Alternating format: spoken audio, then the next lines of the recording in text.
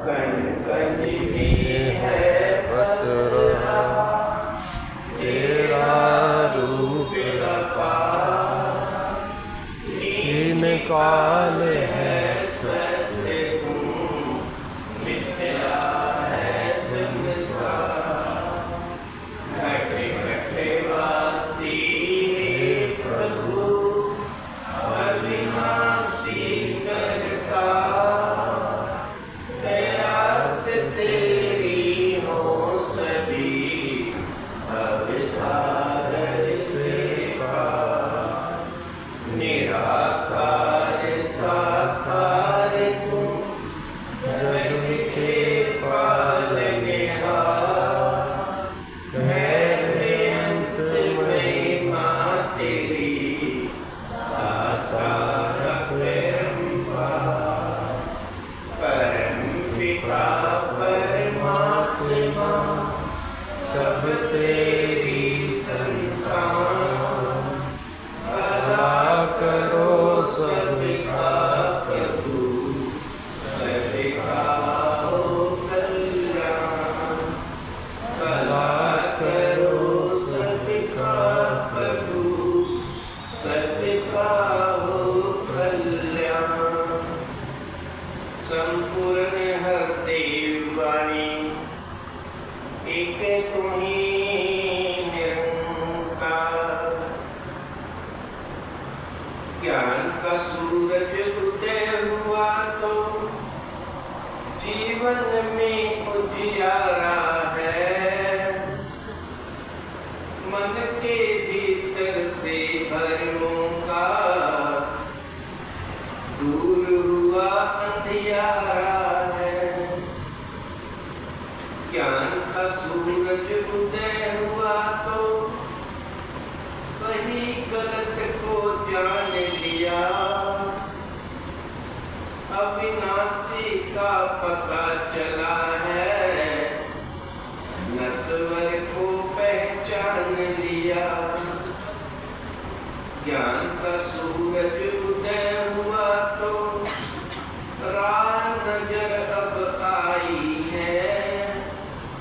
गड़बड़ दर की ठोकरों से, बचकर मंजिल पाई है।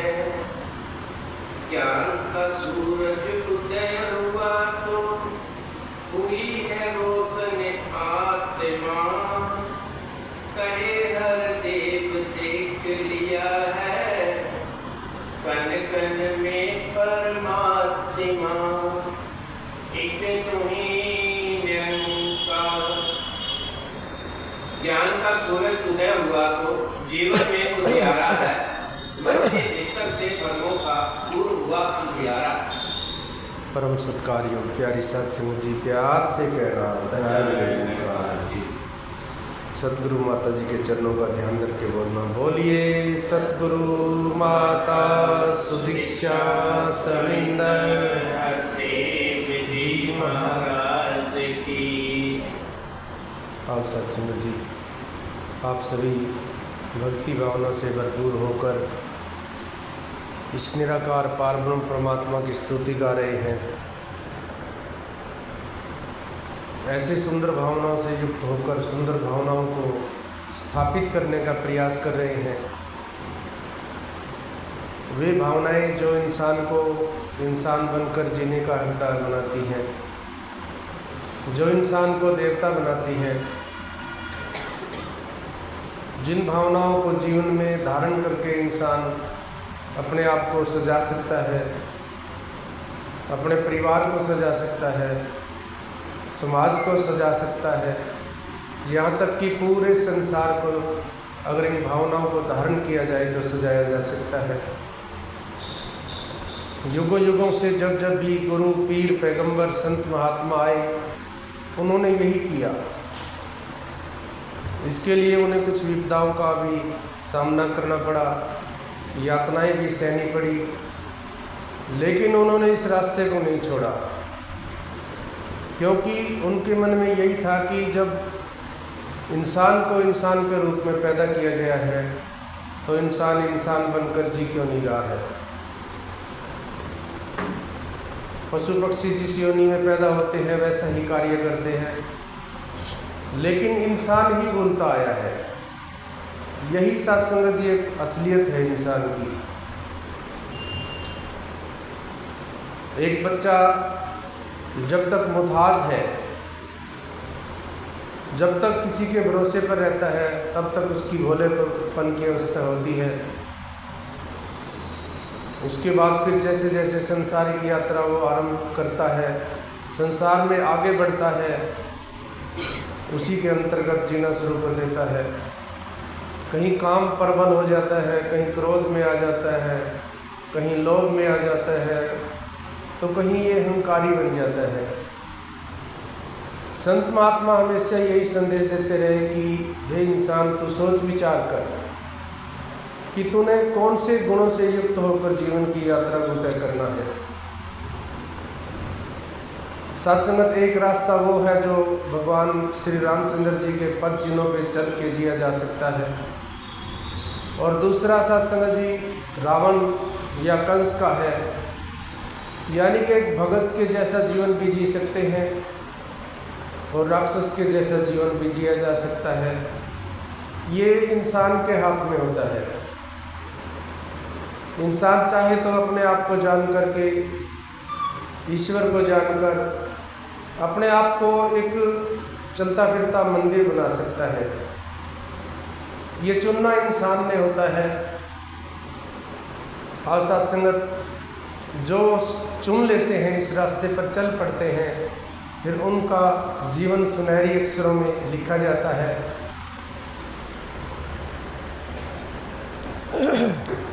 सत्संगत विचार करें, सिद्धार्थ गौतम जी हुए हैं। दास उनकी कहानी सुन रहा था। वो एक राजकुमार थे और उनको राजमहल के अंदर ही रखा जाता था, बाहर नहीं जाने दिया जाता था। उनको सुनहरा सुनहरा ही दिखाया जाता था हमेशा।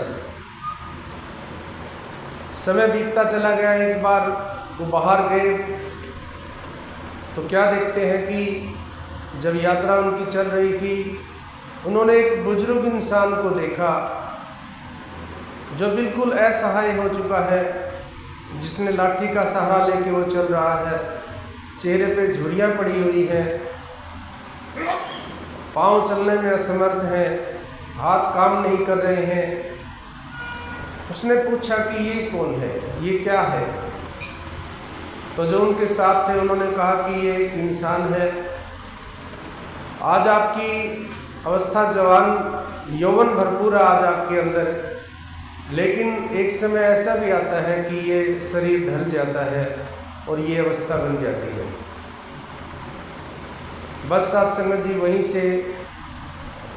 वहीं से सफ़र शुरू हुआ और कहने लगे कि ये क्या जीवन है। अगर इस प्रकार से मर जाना है, इस प्रकार से बुढ़ापा आ जाना है, इस प्रकार से समाप्ति हो जानी है, तो नहीं चाहिए मुझे ऐसा जीवन। अगर इस जीवन के पार कुछ है तो वो चाहिए मुझे। अब थोड़ा सा आगे चले तो एक सन्यासी को देखा उन्होंने, तो पूछा कि ये कौन है? तो कहते हैं कि ये संत महात्मा है, ये भक्ति करते हैं। भक्ति करने से प्रभु की प्राप्ति होती है, भक्ति करने से परमात्मा को जाना जा सकता है, भक्ति करने से स्वयं को जाना जा सकता है। तो सत्संग जी वहाँ से यात्रा शुरू हुई स्वयं को जानने की। स्वार्थी का मतलब बताया राजपिता जी ने कि इतने स्वार्थी हो जाओ, इतने स्वार्थी हो जाओ कि ये जान लो कि मैं कौन हूँ, मैं कहाँ से आया हूँ, मेरा इस संसार में आने का मकसद क्या है, और जब मैं इस संसार से जाऊँगा तो कहाँ पे जाऊँगा। यहाँ से सत्संग जी उन्होंने यात्रा आरंभ की और कहते हैं कि उन्होंने इतना तप किया कि वो सिद्धार्थ गौतम बुद्ध हो गए। और सत्संगत यहाँ पर भी हमें बोध मिला है। यहाँ पर भी निरंकारी मिशन का एक ही मिशन है कि इंसान को बोध कराया जाए। बोध किसका कराया जाए? ईश्वर का बोध कराया जाए। ईश्वर की जानकारी, ईश्वर का बोध, स्वयं का बोध। हमने ईश्वर का बोध लिया है, हमने परमात्मा का ज्ञान लिया है। यहाँ पर महात्मा कहते हैं कि ज्ञान का सूरज उदय हुआ तो जीवन में उजियारा है, मन के भीतर से भ्रमों का दूर हुआ अंधियारा है। बात आई है उजियारे की और अंधेरे की। अंधेरा क्या है? सबसे पहले तो हमारे जीवन में ज्ञान से पहले अंधेरे थे। आप विचार करें कितने अंधेरे थे। हम भटक रहे थे, हम दुखी थे, हम परेशान थे। हमें ज्ञान मिला, ईश्वर का एक सहारा मिला। ज्ञान से पहले हमें बताया गया कि हल्के हो जाओ, यानी ये तन मन धन चिंता क्यों होती है इंसान को? तन की चिंता हो सकती है, मन की हो सकती है, या धन की होती है। यही तो होता है ना कि मेरा तन सही नहीं है, मेरे तन में दिक्कत है, मेरा मन खुश नहीं रहता है, मेरा मन हमेशा उदास रहता है, धन नहीं है मेरे पास। तो सबसे पहले सतगुरु ने यही कहा कि तन मन धन मुझको सौंप दो। फिर ये ज्ञान दिया गया।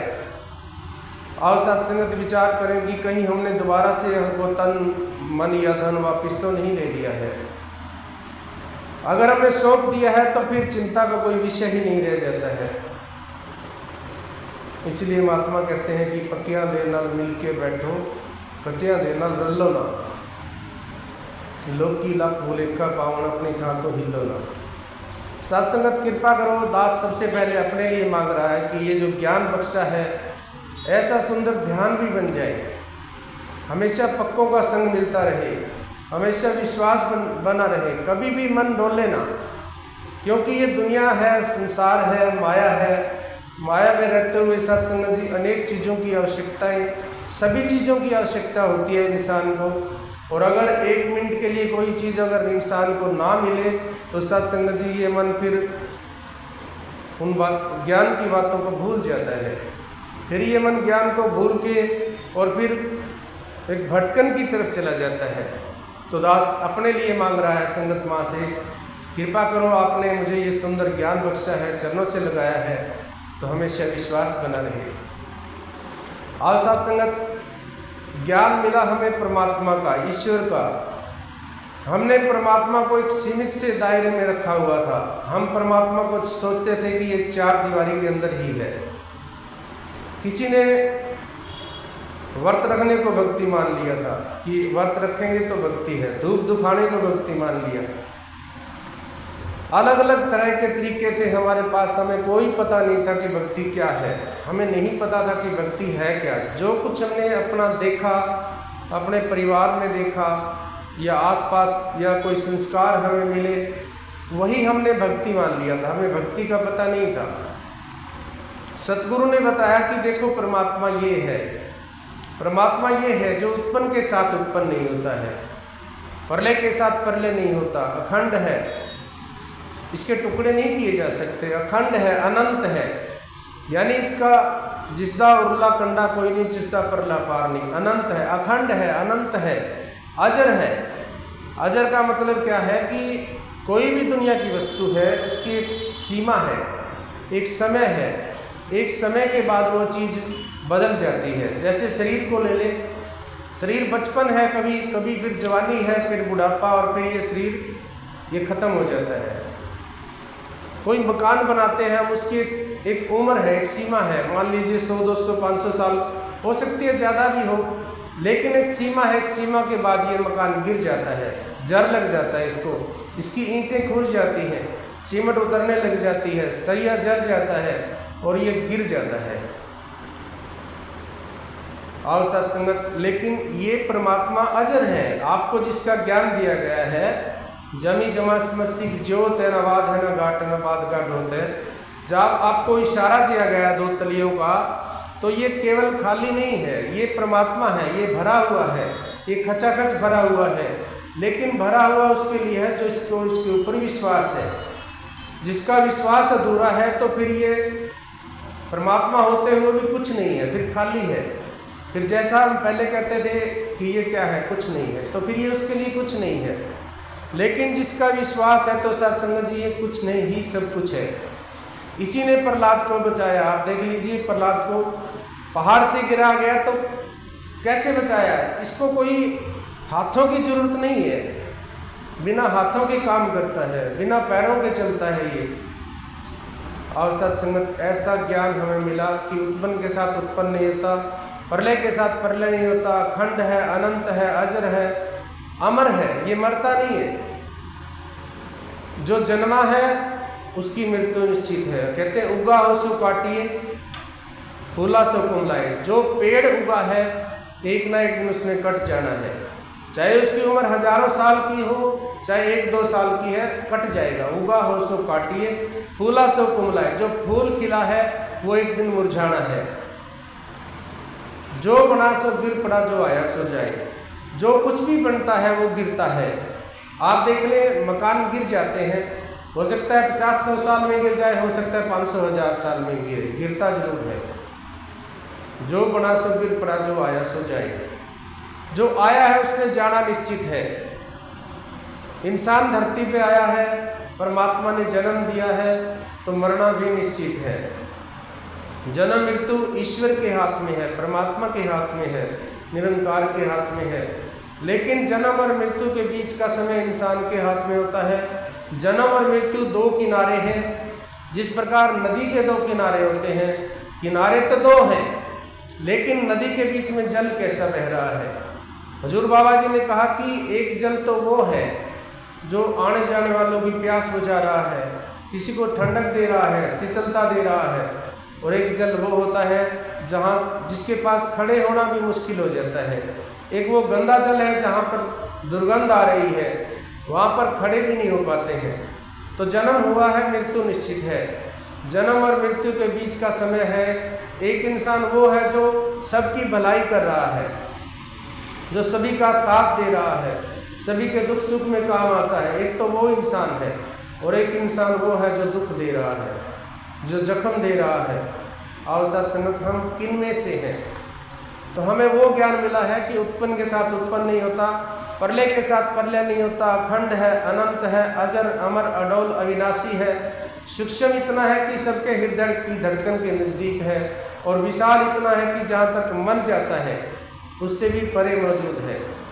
अब सत्संगत मन कहाँ जा सकता है? बैठे तो यहाँ है, बैठे बैठे मन चांद पे चला जाएगा, सूरज पे चला जाएगा जो लाखों मील दूर है।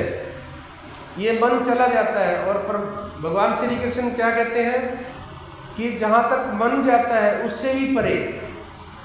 विचार करें सत्संगत जी, ये धरती कितनी बड़ी है, जींद कितना बड़ा है, जींद शहर कितना बड़ा है। हो सकता है सारी गलियां मैं घूम ना पाया हूँ आज तक, हो सकता है सभी गलियों में नहीं पहुँचा हूँ। बहुत सी गली ऐसी हैं जहाँ पर मैं नहीं पहुँच पाया हूँ। ये जींद शहर की बात है। लेकिन बात क्या है? संसार, ये धरती, सूरज, चांद, तारे, सब कुछ मेरे अंदर है। भगवान कृष्ण ने कहा ना कि ये नदियाँ, ये नाले, ये पर्वत, ये पहाड़, ये चांद, ये तारे, ये धरती, सब कुछ मेरे अंदर है। मैं इन सब में हूँ और इन सब में हूँ तो भी अलग है। मेरा असल स्वरूप निराकार का है। और सत्संगत मैं अजन्मा हूँ। तो सत्संगत बात क्या है? शरीरों की बात नहीं हो रही है। हमने भी एक परमात्मा को सीमित से दायरे में रख लिया था पहले, ज्ञान से पहले हमें पता नहीं था। हमें इसका ज्ञान मिला कि ये है परमात्मा, और साथ में हमें ये भी बताया गया कि तू भी आत्मा है, तू शरीर नहीं है, तू केवल शरीर नहीं है, शरीर में आत्मा के रूप में है। पहले जो जीवन जिया गया है कोई बात नहीं, वो सही था अपनी जगह पे, क्योंकि परमात्मा के नाम पे किया हुआ कर्म कोई गलत नहीं होता है। परमात्मा के नाम पे जो भी किया वो सही था, लेकिन आगे नहीं, फिर अंधेरे में नहीं भटकना है। महात्मा कहते हैं कि भरम के भीतर भूली दुनिया पढ़ती और पढ़ाती है, लिखा जो भीतर कभी न माने व्यर्थ में समय गंवाती है। पढ़े पढ़ावे शोर मचावे पढ़ना काम ना आएगा, लिखा जो भीतर कभी न माने व्यर्थ में समय गंवाएगा। आज क्या जरूरत है हमें? अभी महात्मा जी छोले का जिक्र कर रहे थे। और सत्संगत ये छोले क्या है? हमें श्वास मिले हैं, ये परमात्मा ने हमें, पिता ने दिया है। ये पिता ने हमें क्या दिया है? परम पिता परमात्मा ने हमें श्वास दिए हैं। अब ये श्वास क्या कर रहे हैं हम?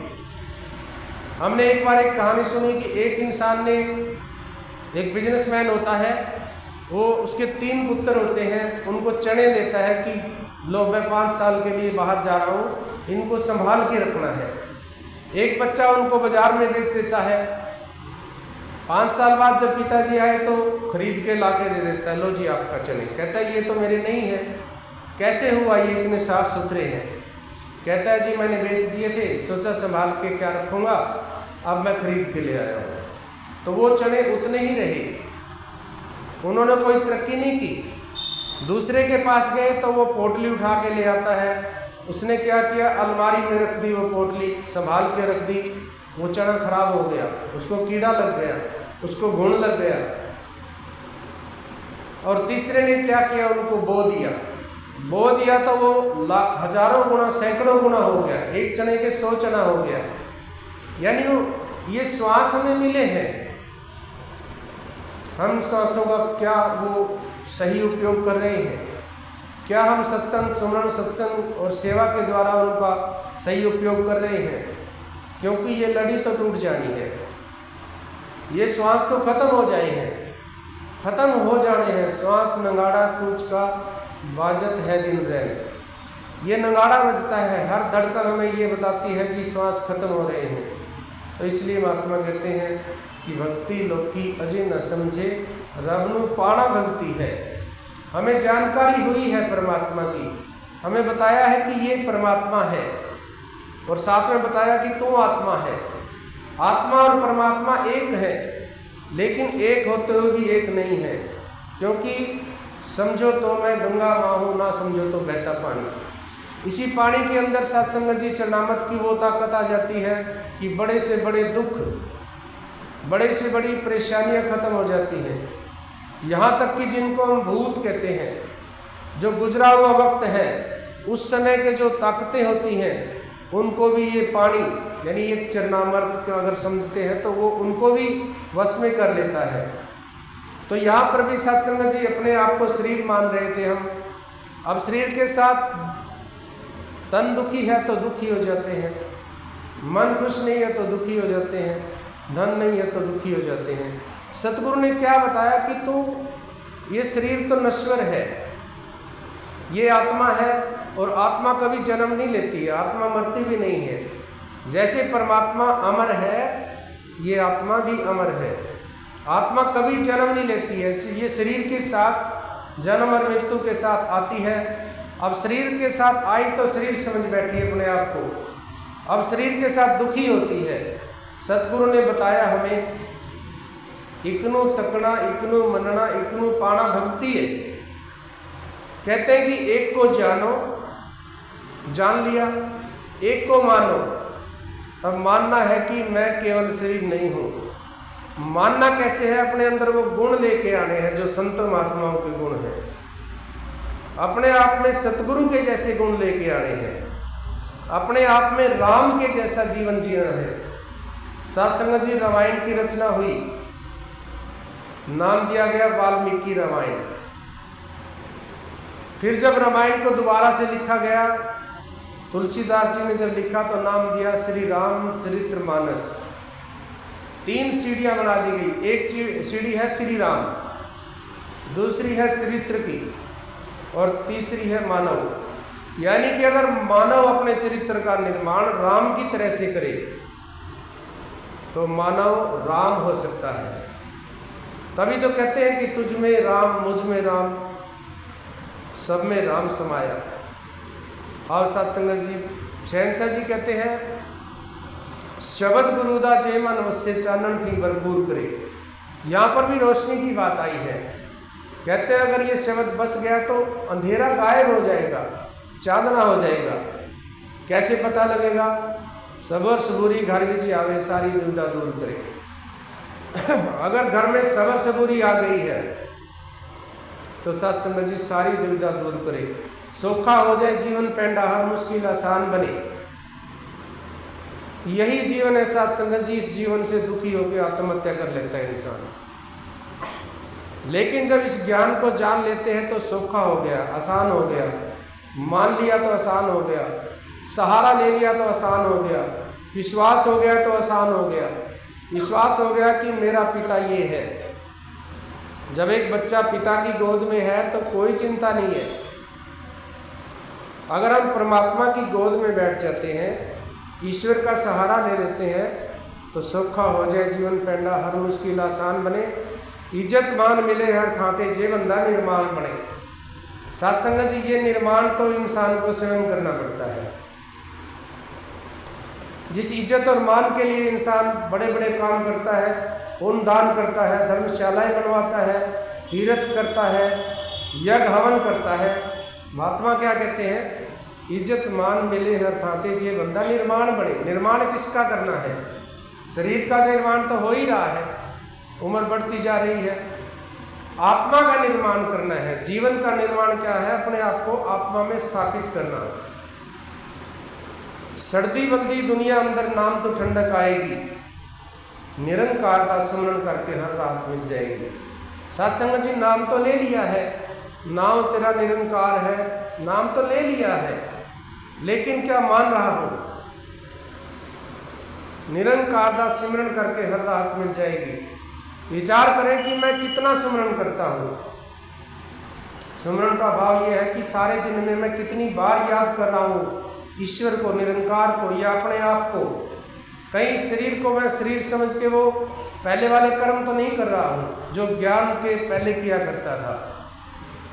ज्ञान नहीं है तो अंधेरा है, ज्ञान नहीं है तो जख्म देता है, ज्ञान नहीं है तो दुख देता है, ज्ञान नहीं है तो मन में विचार भी यही आते हैं कि इसका बुरा हो जाए, इसका बुरा हो जाए। किसी के पास धन है तो फिर वो ज्ञान नहीं है तो यही आता है कि इसके पास कहाँ से आ गया, हे परमात्मा इसको भी कंगाल कर दे। अभी कुछ दिन पहले दास ने एक कहानी सुनी, राजपिता जी बता रहे थे कि एक इंसान है, उसने भक्ति की, परमात्मा से मांग लिया कि मुझे वरदान दीजिए कि मेरे पास सारी सुख सुविधाएं हों।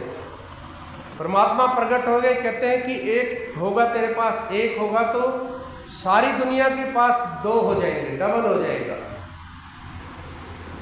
चलो ठीक है जी। अब उसने क्या किया, अपने घर में मांग लिया कि मेरा मकान महल बन जाए। अब सत्संगत उसका एक महल बना तो पड़ोसियों के दो हो गए। अब जलन हो गई कि मेरा तो एक है, इनके तो दो हो गए। अब जो भी मांगता वो डबल हो गया। अब उसने कहा कि और दुखी हो गया वो। इंसान दुखी क्यों है? दूसरे के सुख से दुखी होता है इंसान। कोई दुख नहीं है इंसान को, देखा जाए अच्छा खा रहा है, पहन रहा है, सब कुछ कर रहा है, लेकिन दुखी क्यों है? दूसरे को देख के जलन भावना होती है। उसके साथ भी यही हुआ। अब उसने कुछ अच्छे लोगों से, समझदार लोगों से मशवरा किया कि क्या करूं। उन्होंने बताया, उसने कहा कि मेरे घर के आगे एक कुआं हो जाए और पड़ोसी के आगे दो हो गए। पहले कहा कि मेरी एक आंख बंद हो जाए, एक आंख से रोशनी चली जाए, लोगों की दोनों आंखों से रोशनी चली गई। फिर कुआं मांगा। आओ सत्संगत, ज्ञान का सूरज उदय हुआ तो जीवन में उजियारा है। मन के भाव ही ज्ञान है। ज्ञान को ये नहीं है कि एक फ्रिज लेके घर में रख दिया, नहीं सत्संगत। जब ठंडक तभी आएगी जब उसको हम बिजली में लगाएंगे, उसका उपयोग करेंगे। ज्ञान का उपयोग कर रहे हैं तो सत्संगत जी अंधेरा गायब हो जाएगा। ये अंधेरा ही तो है, जाति पाति का अंधेरा है, तेरे मेरे के अंधेरे हो सकते हैं, नर नारी का अंधेरा हो सकता है, मैं मेरी का अंधेरा हो सकता है, अमीर गरीब का अंधेरा हो सकता है, डिग्रियों का अंधेरा हो सकता है। ये सभी अंधेरे सत्संगत जी सतगुरु ने खत्म किए हैं।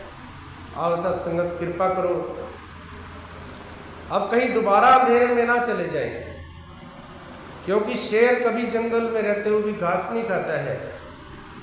शेर को पता है उसका भोजन क्या है। शेर कभी घास नहीं खाता है। जब मुझे पता चल गया है कि मैं केवल शरीर नहीं हूँ, आत्मा है, आत्मा परमात्मा एक है, तो इस आत्मा में परमात्मा वाले गुण लेके आने हैं। जीते जी मुक्ति प्राप्त होती है। जीते जी अगर मुक्त हो गई तो सत्संग जी मुक्ति है। आज मैं दुखी हूँ, आज मुझे दुख है, आज मैं परेशान हूँ और ये सोचूं कि मैंने ज्ञान ले लिया तो मुक्त हो जाऊँगा, नहीं। मुक्ति जिसने भी पाई है जीते जी पाई है। और सत्संगत महात्मा कहते हैं कि चाह गई चिंता मिटी, मनवा बेपरवाह, जिनको कुछ नहीं चाहिए सोई शहंशाह। आओ सत्संग जी, जो कुछ कहा है अपने लिए कहा है, संगत माँ हो आशीर्वाद दो कि ऐसा जीवन बन जाए, केवल बोल ना हो, जीवन बन जाए, अंदरों बाहरों, अंदर बाहर से एक होकर दास जीवन को जी पाए। और आप सभी संत महात्माओं के लिए अरदास कर रहा हूँ, हे सतगुरु माता जी, हे तीन लोक के स्वामी, रहम करो, तूने हमें चरणों से लगाया है, हम सभी को सारे सुख प्रदान करो, किसी को कोई कमी ना रहे, खुशी दे दो इतनी की गमी ना रहे, सुख सारे दुनिया दे, पादे साड़ी झोली विच फिर भी मिलाई रखी संतां दी डोली। सत्संग जी प्यार से कहना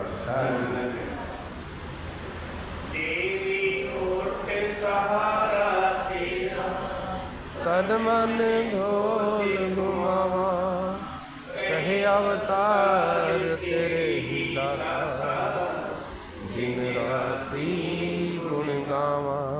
कहे अवतार तेरे ही दाता, दिन राती गुण गावा। एक तू ही निरंकार, एक तू ही निरंकार, तू ही निरंकार, एक तो ही मैं हाँ सदा बुलनिहार, मैं हाँ सदा बुलनिहार, तू है दाता बख्शनिहार, तू है दाता बख्शनिहार। मेरे अवगुण नाची धार, मेरे अवगुण नाची थार, तू ही निरंकार, तू ही निरंकार, तू ही निरंकार, तू ही